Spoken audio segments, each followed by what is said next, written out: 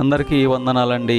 ఈరోజు దేవుని వాగ్దానము కీర్తనల గ్రంథం 33వ అధ్యాయం 19వ వచనం. యెహోవా దృష్టి ఆయన యందు భయభక్తులు గలవారి మీదను ఆయన కృప కొరకు కనిపెట్టు వారి మీదను నిలుచుచున్నది. దేవుని స్తోత్రం. దేవుని కృప కొరకు కనిపెట్టిన ఎలియా క్షామకాలమందు కాపాడబడ్డాడు. మొట్టమొదటిగా కాకుల ద్వారా ఏలియా గారిని పోషించాడు.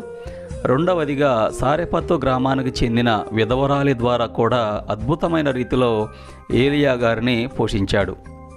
మూడవ సందర్భంలో దేవదూత వచ్చి ఏలియా గారికి భోజనం పెట్టినట్లుగా కూడా బైబిల్లో చదువుతాం.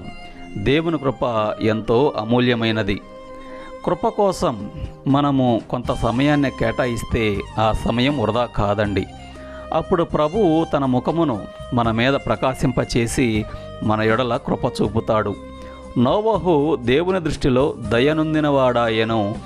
లోతు దేవుని దృష్టిలో కృప పొందినట్లుగా కూడా బైబిల్లో గమనిస్తాం.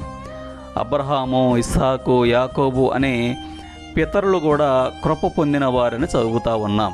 కారణం, వారందరూ దేవుని సన్నిధిలో ప్రార్థనాపూర్వకంగా దేవుని కృప కోసం కనిపెట్టుకున్నారు. కీర్తన 103వ అధ్యాయం 11వ వచనం చూస్తే, భూమి కంటే ఆకాశము ఎంత ఉన్నతముగా ఉన్నదో ఆయన యందు భయభక్తులు గల వారి ఎడల ఆయన కృప అంత అధికముగా ఉన్నది అని మనం చదువుతాం. ప్రియా సహోదరి సహోదరులారా, అనుదినము ప్రార్థనాపూర్వకంగా అయా మీ కృప మా ఎడల దయ చూపించండి అనే విశ్వాసంతో అడగండి.